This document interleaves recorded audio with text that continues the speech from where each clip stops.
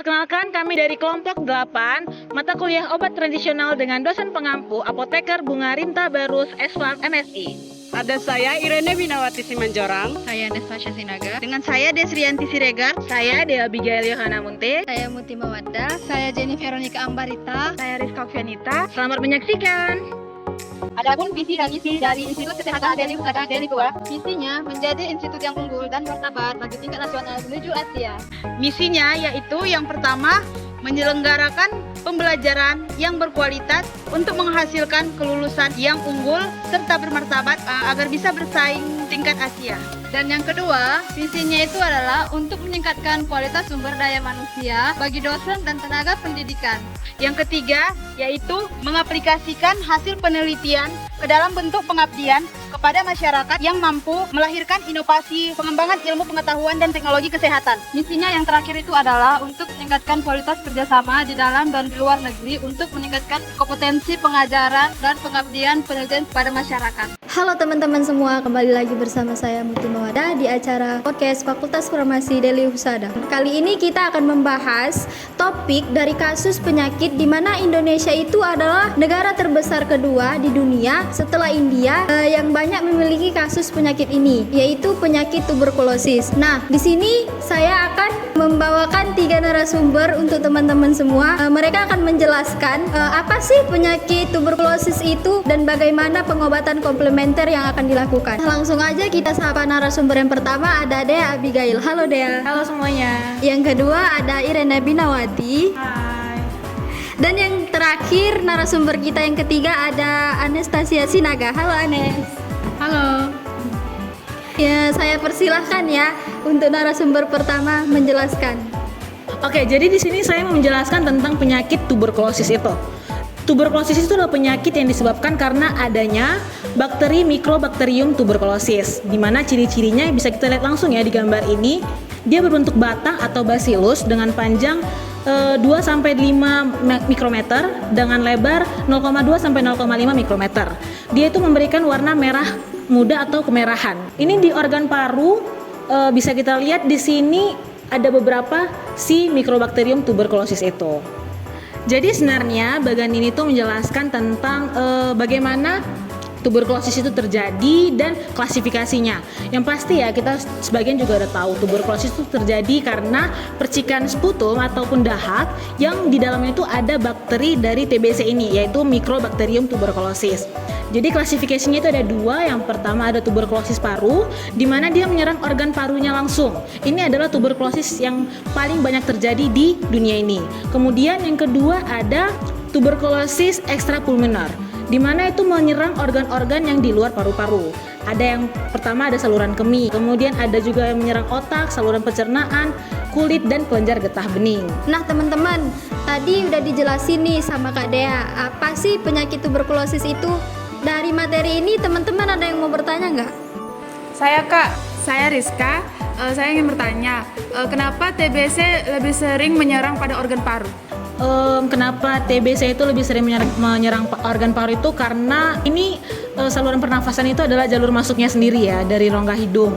Terus paru itu adalah lingkungan yang paling pas untuk si bakteri Mycobacterium itu berkembang. Dimana di paru itu kan dia lembab, hangat, terus kaya akan oksigen. Jadi dia makin mudah untuk berkembang biak. Yang memiliki 7 siklus. Yang pertama ada siklus aerosalisasi yang seperti digambar, di mana penderita TBC aktif menularkan melalui proses ekspirasi seperti batuk, bersin, bernyanyi, dan berteriak.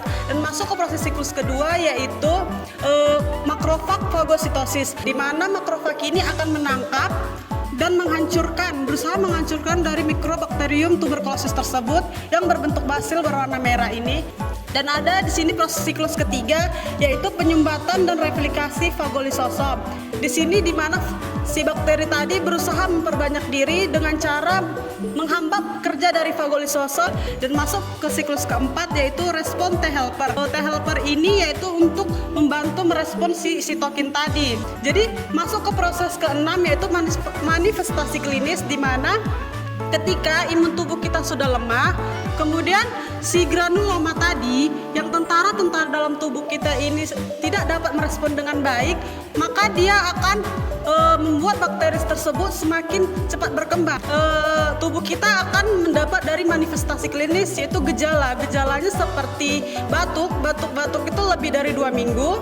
Kemudian batuk berdarah, sering keringat dingin pada malam hari, penurunan BB dan demam. Masuk lagi ke siklus ke-7, siklus aerolisasi, dan tubuh kita menjadi sarang penyakit tersebut dan dapat menularkan kembali kepada seseorang yang ada di sekitar kita. Nah teman-teman, dari penjelasan kedua ini cukup panjang ya teman-teman. Pasti teman-teman semua masih ada nih yang bingung atau yang mau bertanya. Boleh teman-teman bertanya? Saya mau nanya dong Kak. Tadi kan sudah ada di dalam penjelasan itu. Di sini saya mau bertanya, bagaimana sih seseorang kita tahu jika dia kena TBC, apakah sesuai dengan gejala yang tadi atau bagaimana Kak? Saya akan menjawab pertanyaan dari Jenny. Alangkah baiknya kita membawa periksa diri ke rumah sakit terdekat ataupun puskesmas. Jadi di situ kita akan untuk diperiksa, diambil dahak kita ataupun sputum. Jadi pihak rumah sakit akan mengecek apakah kamu ataupun yang terkena itu positif ataupun tidak. Jadi kita harus periksa ke rumah sakit ataupun puskesmas ataupun pelayanan kesehatan yang bisa membantu. Oke teman-teman, setelah mendengarkan pembahasan yang cukup panjang ini, selanjutnya ini nih yang kita tunggu-tunggu. Bagaimana sih pengobatan penyakit tuberkulosis atau TBC ini? Langsung saja kita beri kepada narasumber yang ketiga, yaitu Anastasia Sinaga. Oke, tanaman obat untuk tuberkulosis. Pasti orang berpikir TBC itu hanya bisa disembuhin dengan obat dari dokter, tapi sebenarnya ada loh tanaman obat yang bisa kita gunakan untuk menyembuhkan TBC ini. Contohnya daun miana atau Coleus atropurpureus. Mungkin teman-teman atau Muti sendiri pernah melihat tumbuhan ini. Biasanya tumbuhan ini itu biasanya dipakai untuk sebagai tanaman hias, tapi ternyata seperti contohnya masyarakat Toraja atau Sulawesi Selatan itu sudah menggunakan daun ini itu untuk sebagai pengobatan tuberkulosis. Nah pertanyaannya, kenapa sih obat daun miana ini bisa digunakan sebagai pengobatan tuberkulosis? Nah ternyata daun miana ini itu mengandung senyawa tanin. Jadi tanin inilah yang akan berperan untuk menyembuhkan tuberkulosis. Gimana sih caranya senyawa tanin ini bisa mengobati tuberkulosis ini? Jadi tanin ini tuh bertindak sebagai antibakteri dengan mengaglutinasi membran sel atau dinding sel si bakteri tadi. Seperti yang tadi sudah dijelaskan bahwasannya TBC ini kan disebabkan oleh bakteri. Nah karena si tanin ini dapat mengaglutinasi membran sel bakteri tadi sehingga terganggu permeabilitas selnya. Nah karena terganggu permeabilitas selnya sehingga menghambat pertumbuhan si bakteri bahkan sampai mati. Nah gimana sih cara mengolah daun miana ini menjadi obat? Caranya itu gampang, dengan mengambil beberapa helai daunnya, kemudian direbus dengan 2-3 gelas air sampai mendidih. Setelah mendidih, air rebusannya kita gunakan 1-2 gelas air sehari 2 kali. Nah teman-teman, kita udah ada di pembahasan terakhir nih tentang bagaimana sih pengobatan penyakit TBC ini. Untuk materi terakhir ini saya kasih deh teman-teman kesempatan. Ada lagi nggak yang mau bertanya? Saya Desri ingin bertanya, apakah penggunaan tumbuhan daun miana ini dapat digunakan pada bayi yang terkena penyakit TBC? Oke, pengobatan daun miana untuk bayi ya, sangat tidak disarankan karena sejauh ini belum ada penelitian atau bukti ilmiah yang cukup kuat untuk mendukung bahwasannya daun miana itu bisa digunakan untuk anak bayi yang sakit TBC. Seperti kita ketahui bahwasannya anak bayi kan sistem imunnya itu masih perlu ada perkembangan ya. Jadi akan lebih rentan terjadi komplikasi. Saran saya akan lebih baik langsung konsultasi ke dokter saja. Oke teman-teman, kita udah ada di akhir acara nih. Terima kasih kepada ketiga narasumber kita yang telah memberikan kita pemahaman atas materi pada penyakit tuberkulosis, yang mana materi ini sangat bermanfaat untuk kita dan sangat menarik untuk dibahas. Nah, semoga materi yang disampaikan oleh ketiga narasumber kita ini bisa bermanfaat dan bisa kita terapkan nih bagaimana pengobatannya di kehidupan kita sehari-hari.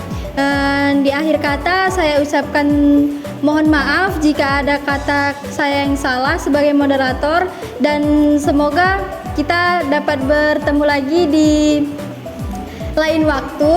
dan saya akhiri acara podcast hari ini. Terima kasih.